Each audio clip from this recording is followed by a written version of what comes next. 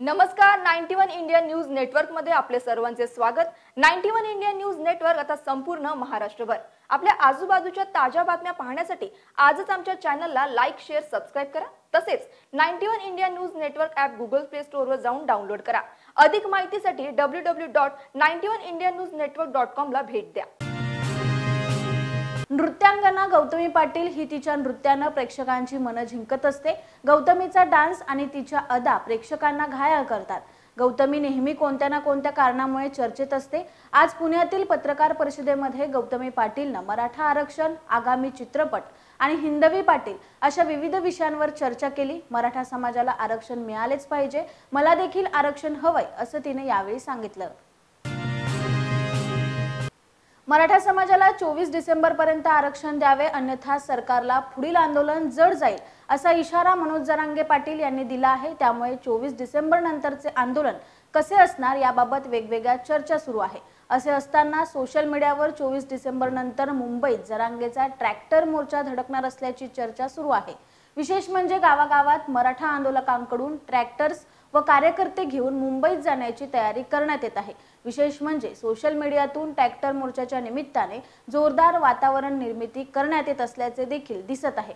ज्यात सोलापूर, इंदापूर, पुणे, पनवेल, कल्याण, ठाणे मार्गे मुंबईतील मंत्रालयावर हा मोर्चा धडकणार असल्याचे सांगितले जात आहे. संसदेतील घुसखोरीचा मास्टरमाइंड समजल्या जाणाऱ्या ललित झा याला अटक करण्यात आली आहे. दिल्ली पोलिसांनी ही कारवाई केली आहे. 4 आरोपींनी संसदेत घुसखोरी केल्यानंतर ललित झा याने या घटनेचा व्हिडिओ त्यांच्या NGO पार्टनरला पाठवला होता, अशी माहिती पोलिसांना मिळाली आहे. लोकसभेत झालेल्या घुसखोरीच्या कटाचा मास्टरमाइंड ललित झा हाच असल्याचा पोलिसांना संशय होता. त्यानंतर त्याचा शोध सुरू होता. ललित झा यानेच 13 डिसेंबरची तारीख निश्चित केली होती असे चौकशीत समोर आले. ललित घुसखोरीनंतर राजस्थानला गेला. राजस्थानला गेल्यानंतर तिथे आपल्या सहकाऱ्यांना भेटला आणि हॉटेलमध्ये राहिला. त्यानंतर पोलीस शोधत असल्याचे त्याला कळाले. त्यानंतर ललित बसने दिल्लीला आला. पोलिसांनी त्यानंतर ललितला अटक केले. कर्तव्यपथ स्टेशन जवळ पोलिसांनी त्याला अडकवलं.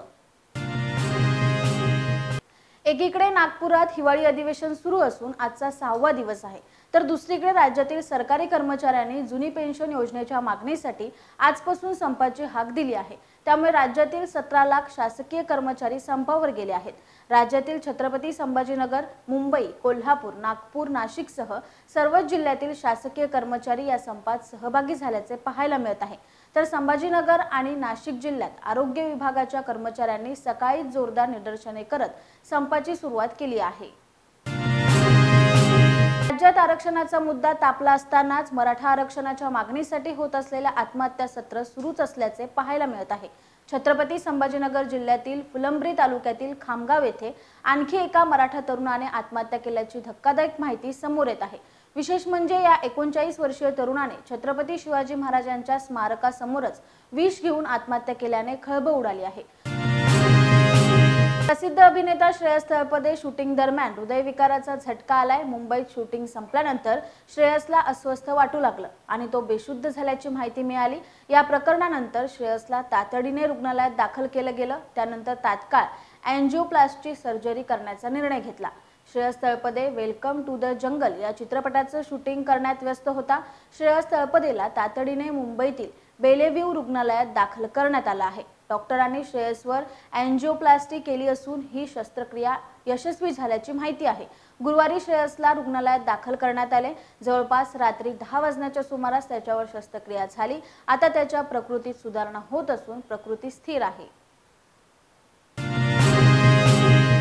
नाशिक जिल्ह्याच्या दुष्काळग्रस्त भागाच्या पाहणीकरता केंद्राचे पथक दाखल झाले असून आज येवला तालुक्यातील पन्हाळा साठे राजापूर या गावात शेतकऱ्यांच्या बांधावर जाऊन दुष्काळग्रस्त परिस्थितीची या केंद्रीय पथकाच्या द्वारे पाहणी करण्यात आली. मात्र अवघ्या 20 ते 25 मिनिटात या केंद्रीय पथकाने आपला दौरा आटोपला असून या पथकाने 4 महिने अगोदरच यायला पाहिजे होतं अशी प्रतिक्रिया आता येवले तालुक्यातील शेतकऱ्यांकडून बघण्यास मिळत आहे. तर या पथकाने दुष्काळग्रस्त भागाची पाहणी केली असून सदर अहवाल हा सरकारकडे सुपूर्द करणार असल्याची माहिती देखील यावेळी केंद्रीय पथकाचे अधिकारी सुनील दुबे यांनी दिली आहे. जुनी पेन्शन योजना लागू करण्यात यावी यासाठी राज्यभरात सरकारी कर्मचाऱ्यांनी संप पुकारला आहे. तसेच नागपूरमध्ये अधिवेशन सुरू असलेल्या ठिकाणी सरकारी कर्मचाऱ्यांनी आंदोलनही पुकारलं आहे. या पार्श्वभूमीवर मुख्यमंत्री एकनाथ शिंदे यांनी विधानसभेत निवेदन दिलं आहे। यामध्ये त्यांनी एक मोठी घोषणाही केली। त्यामुळे आता हे कर्मचारी आपलं आंदोलन मागे घेण्याची शक्यता आहे। मुख्यमंत्र्यांनी म्हटलंय की जुन्या पेन्शन संदर्भातील अहवाल सरकारला प्राप्त झाला असून या अहवालावरील चर्चा आणि अंतिम निर्णय या तत्वाशी सुसंगत असेल। या अहवालावर अंतिम निर्णय येत्या अर्थसंकल्पीय अधिवेशनात घेण्यात येईल। मी सभागृहाला ग्वाही देतो की संघटनेच्या मागण्याप्रती शासन सकारात्मक आहे, त्यामुळे संघटनेनं सुरू केलेला संप त्वरित मागे घ्यावा। नमस्कार, 91 इंडिया न्यूज नेटवर्क मध्ये आपलं स्वागत। पाहुयात महाराष्ट्रातील काही महत्त्वाच्या घडामोडी। पुण्याच्या मनपा क्षेत्रातील विनापरवाना अनधिकृत बांधकाम रोखणार असल्याची माहिती मंत्री उदय सामंत यांनी नागपूर येथे अधिवेशनात लक्षवेधीवर बोलताना दिली। पुणे महानगरपालिका हद्दीत 2017 मध्ये 11 गावांचा समावेश झाला होता, तर 2021 मध्ये 23 गावे नव्याने समाविष्ट झाली। या क्षेत्रामध्ये नव्याने विनापरवाना अनधिकृत बांधकामे होणार नाहीत याची दक्षता घेऊन अशी बांधकामे होतानाच ती थांबवण्याचे निर्देश पुणे महानगरपालिकेला देण्यात येतील, असे मंत्री उदय सामंत यांनी विधानसभेत सांगितले।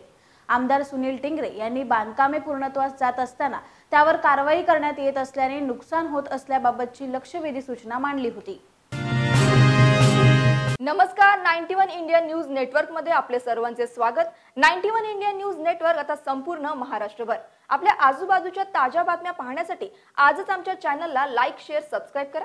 तसेच 91 India news network app Google play store वर जाऊन डाउनलोड करा। अधिक माहितीसाठी www.91indianewsnetwork.com ला भेट द्या।